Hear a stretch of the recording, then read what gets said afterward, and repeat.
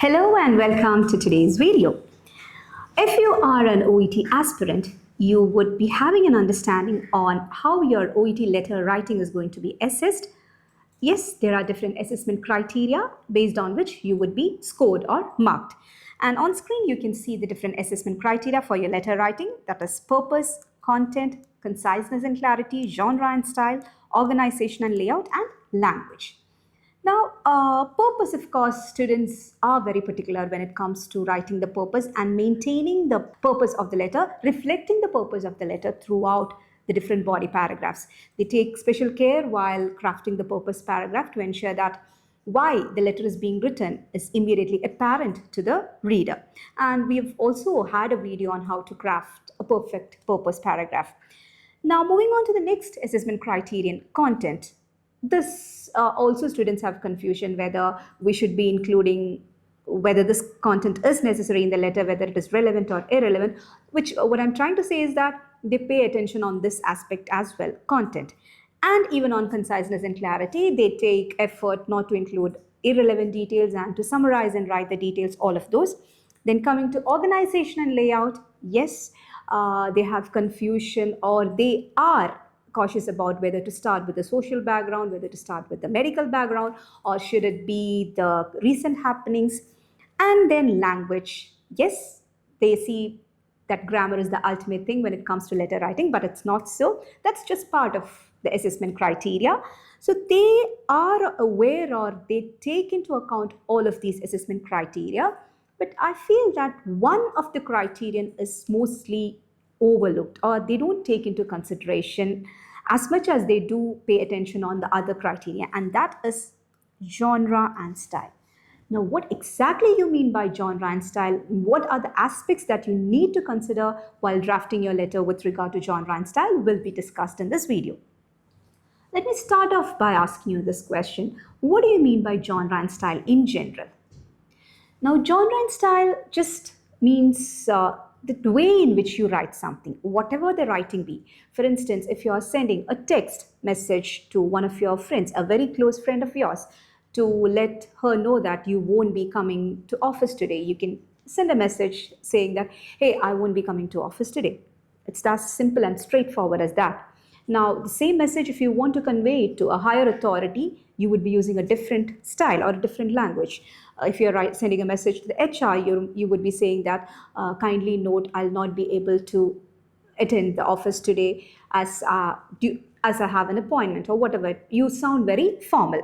Now, the same case, like suppose if you are writing an article for a newspaper, then again your language will change. You'll sound more academic. So depending on what you write, the tone and the flavor of your writing changes. That is what you mean by genre and style, the category or the style in which you present the details. The meaning might be same across all the styles, but the kind of words you used, the way in which you construct the sentence, it varies depending on to whom you are writing. So it's basically the recipient that decides in what way you have to put the message. That's what I said initially. If the same information you have to pass to a very close friend of yours and to a higher authority, the meaning would be same. The content would be same, but the way in which you present the details vary. So that is the thing that you have to keep in mind when it comes to genre and style. That is the basic concept. Now, when it comes to OET letter writing, what you need to write or the style of writing that they ask for is professional letter. You need to write a professional letter because you are sending the letter to a healthcare professional. So the letter goes within a healthcare setting, which means that it has to sound professional. Now, the ultimate aspect of a professional letter would be the formal tone. You have to sound formal, not academic. When it comes to OET letter writing, you should not sound academic, but it should be formal. That professionalism should be maintained. Now, let's break down and see what are the different aspects or details that we need to bear in mind in order to achieve this professionalism and formal tone for a letter.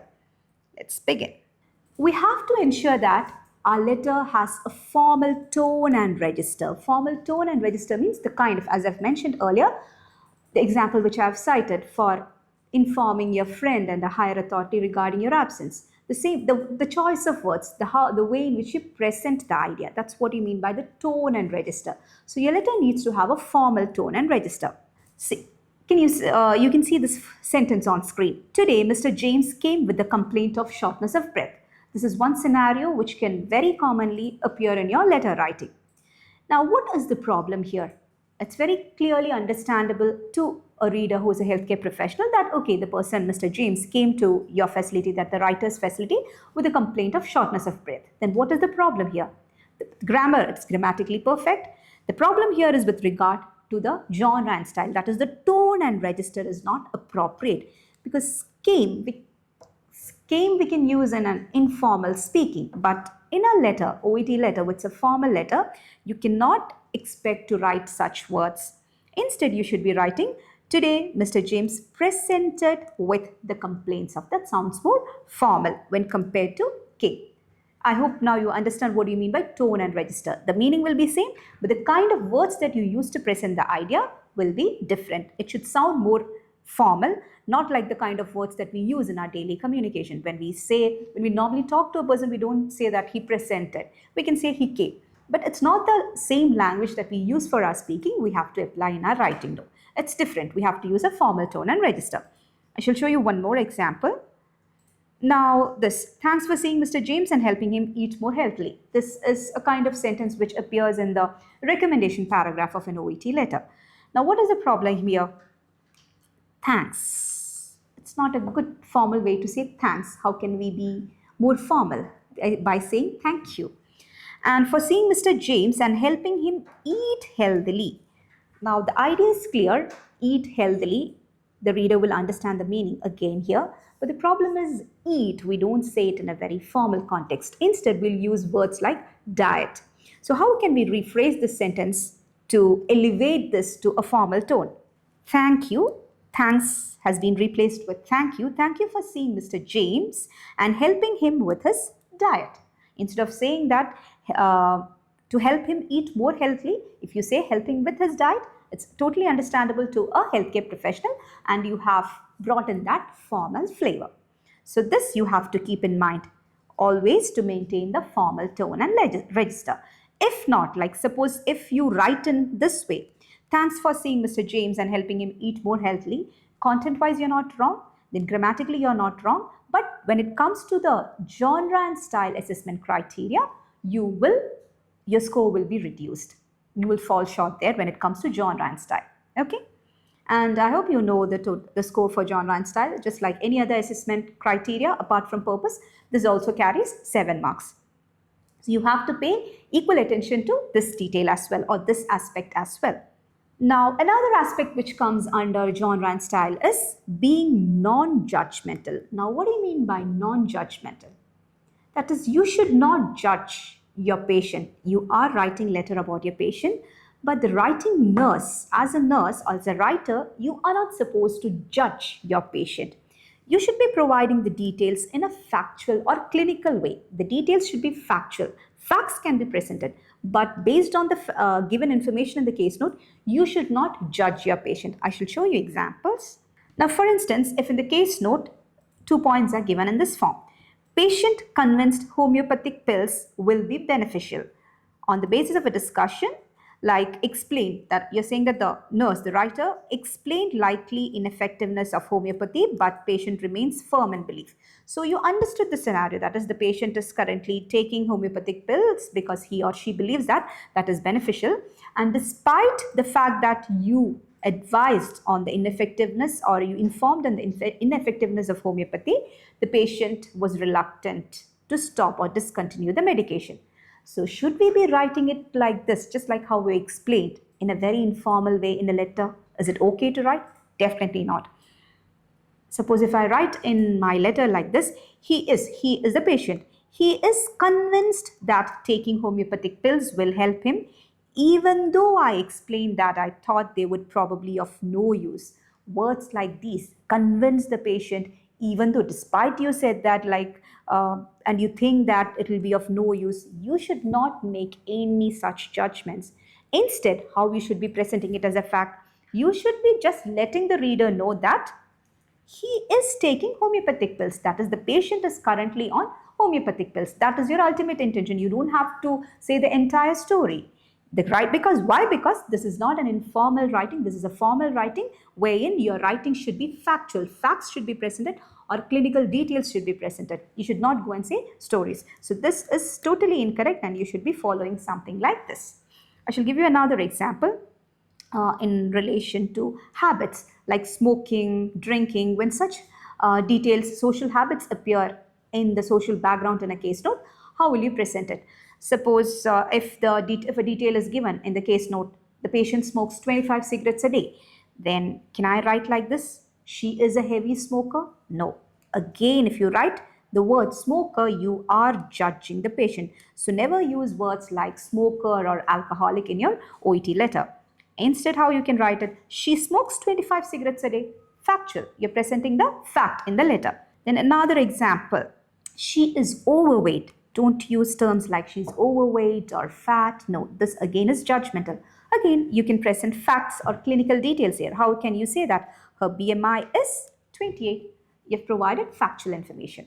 So this is another important aspect that candidates should take into consideration while doing your letter writing.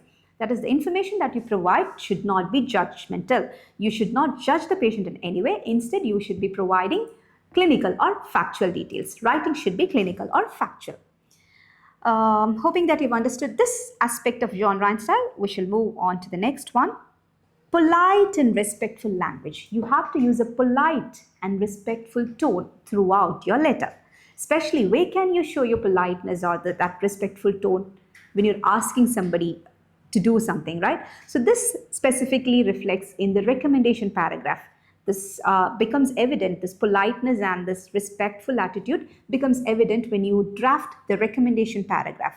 You should not sound commanding. You should not give commands to the reader. Do this, you must do this. No. Instead, you have to be polite, use words like please, kindly, and so on to show or to sound that you're polite. I can show you an example. For instance, this is a sample sentence which can appear in a recommendation paragraph. Considering Mr. Smith's current health condition, you must monitor his blood sugar every 6 hours. Suppose that you're writing letter to a community health nurse. The reader is a community health nurse, and you, in the discharge plan of the case note, it is mentioned monitor blood sugar 6 hourly. In that case, when you're making that into a sentence, when you consider the grammar of this sentence, it's totally fine. Considering Mr. Smith's current health condition, you must monitor his blood sugar levels every 6 hours. Grammatically, it is fine. But when you say you must, you're commanding the reader to do something. You should not be doing that. Instead, irrespective of who the reader is, whoever the reader is, we have to be polite and respectful. How will you write it instead? You can write, in view of his current condition, kindly ensure that his blood sugar is checked every 6 hours. Now, when you bring in this word kindly, it sounds polite and respectful. Okay, I can show you another example. Now, the situation I'll tell. Assume that you are writing the reader. The reader to whom you write is a specialist. Maybe it can be a neurologist. And you in the plan, you have a point like MRI. Okay. In the plan of the case note, you have a point MRI. And you're asked to write letter to a neurologist. The reader is a neurologist and the plan says MRI. So if I write, kindly perform an MRI to assess his condition. Kindly, I have used the word kindly. So I'm being very polite there, I'm being respectful there. But even then, when you're writing to a neurologist or specialist of that sort, you have to be even more careful, or you should be sounding even more respectful. That when you say kindly perform an MRI, it's like you are telling the specialist what to do. Now, when you're referring the patient to a specialist, you are just deferring the patient to that specialist, and it's up to the discretion of the reader or the specialist to decide how to carry forward with the patient evaluation. So you should not say kindly perform. I'm not saying that you should not say, but I would say that it would not be the most appropriate way of giving the recommendation to a specialist. Instead, how can we say that? An MRI was recommended at discharge for further evaluation. You're saying just your part. An MRI has been recommended to my patient. So it's now up to the discretion of the reader or the specialist to decide whether an MRI is essential or not.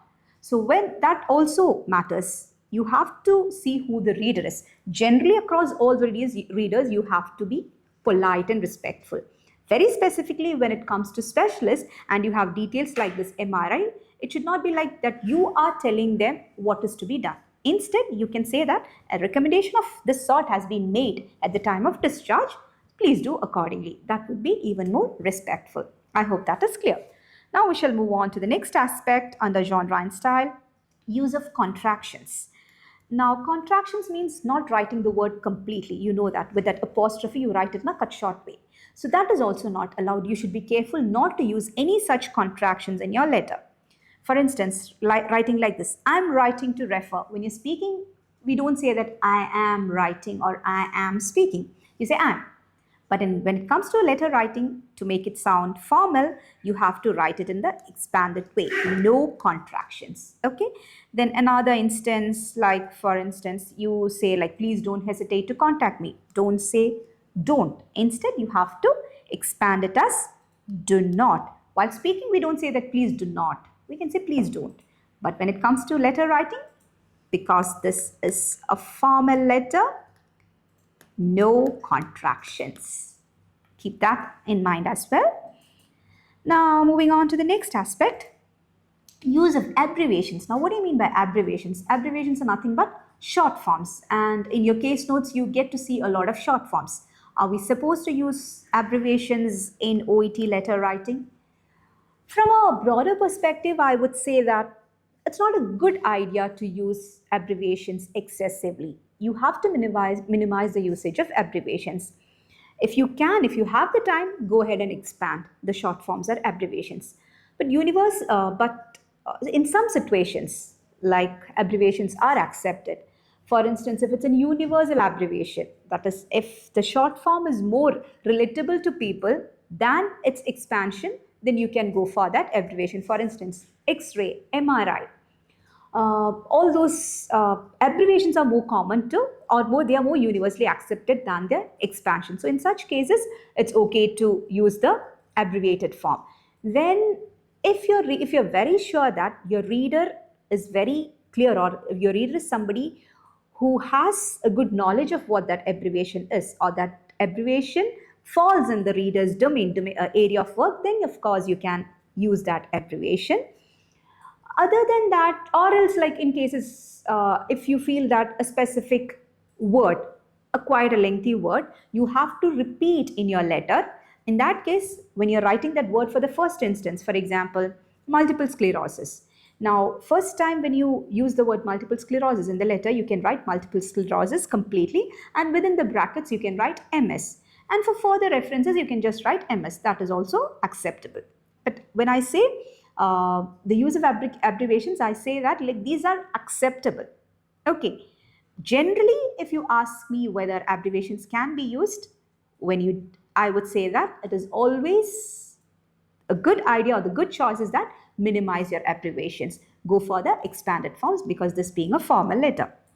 Now, MI, when it comes to medical terminology, MI stands for myocardial infarction. Now, when you're writing a letter to a cardiologist, of course, you can use this abbreviation, MI, because it is something which falls in his domain. So you can use this. Okay, so depending on the reader, that's what I said, that if you feel that that particular abbreviation is completely known to the reader, that is fine to use. I'm not saying that you must use the abbreviation. In such a situation, you can use this abbreviation. ECG, it's a universal abbreviation that's more common than its expanded form, electrocardiogram. So that is also fine. Now, OT can be operation theatre or occupational therapist.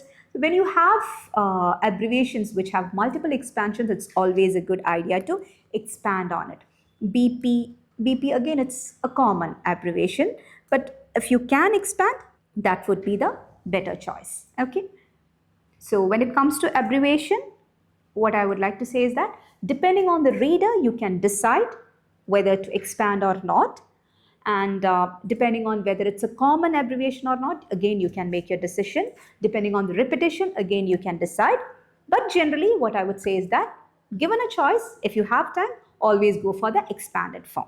Another aspect when it comes to genre and style is the use of technical language or use of medical jargons in your letter.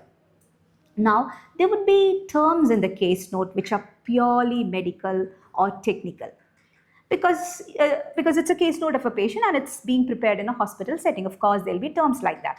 Now, should we be using such technical terms completely into the letter or not? How do we decide that? It is completely decided by who our reader is. You know that your reader can be a medical or a non-medical person. Medical person as in a healthcare professional can be medical, completely medical, like a doctor, a nurse, a physiotherapist, or so on. They are medical. Then when it comes to non-medical people, readers, it can be like social worker, manager of a care home, care coordinator. They are not completely medical people. Of course, they are related with healthcare, but they are not completely medical. So here, while using technical language, you have to be careful whether it matches to the discipline of the reader, whether the reader is somebody who is able to understand such technical language or medical jargons. If the reader is non-medical and you use a lot of medical jargons in your letter, your score for genre and style will definitely come down. You have to be careful. I can show you an example. Now, here I'm writing to refer Mr. Philip, who recently experienced a myocardial infarction and requires your ongoing evaluation and management.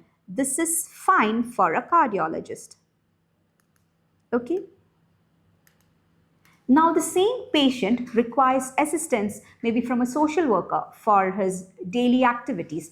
Maybe the patient is somebody who's staying alone and he requires support for his day-to-day activities. In the discharge plan, it's mentioned that like a reference to a social worker is also to be made. So you're asked to write letter to a social worker in the writing task. In that case, I should not be using words like myocardial infarction because it's not something which comes under that reader's domain and the reader will not be able to understand. So you have to simplify the tone, how you can rewrite it.